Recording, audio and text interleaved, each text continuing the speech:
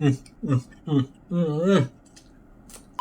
Makanan diet saya hari ni, nasi goreng, telur mata dan juga sayur-sayur. So ni adalah antara makanan yang saya makan dalam tempoh saya nak diet dulu sehinggalah sekarang. Ini adalah contoh makanan sihat. Nasi ni digoreng dengan menggunakan minyak. Jadi minyak tu akan menurunkan GI nasi ni, menyebabkan gula daripada nasi ni tak banyak masuk ke dalam saluran darah kita. Maka kuranglah efek kegemukan tu. Lepas tu kita tambah telur 3 biji, telur goreng. Tak ada masalah. Telur tu sendiri ada protein dan juga lemak. Lepas tu kita masak lagi dengan menggunakan minyak kelapa sawit yang ada vitamin E, lemak tepunya, omega 9-nya. Kita tambah lagi timun, lepas tu ulam, buah melon. Ni zoomnya 2 biji telur. Saya punya 3 biji telur. Ni adalah sambal belacan campur kicap. Semestinya ada gula sikit-sikit, tapi sikit-sikit tu okey je. Bukan makan banyak pun, kita cicah-cicah je dengan ulam-ulam tu. Cuma masalah sikit untuk saya, kalau makan nasi goreng ni, saya akan tambah. Kalau anda nak cepat kurus, anda janganlah tambah. Portion ni pun dah kira okey dah. Macam saya memang tak boleh. Saya memang akan tambah sebab nasi goreng ni memang favourite saya akan tambah. Sehinggalah perut saya ni rasa penuh, saya akan berhentilah. Yang tu jangan ikut saya sangat lah. Namun begitu, saya tahu limit saya makan tu macam mana dan menyebabkan saya berjaya maintain berat saya sehinggalah hari ni. Dah berapa tahun dah? 2021, 22, 23, 24, 5. Dah 4 tahun dah saya berjaya turunkan berat badan saya sehingga dapat berat badan ideal dan saya maintain berat badan saya.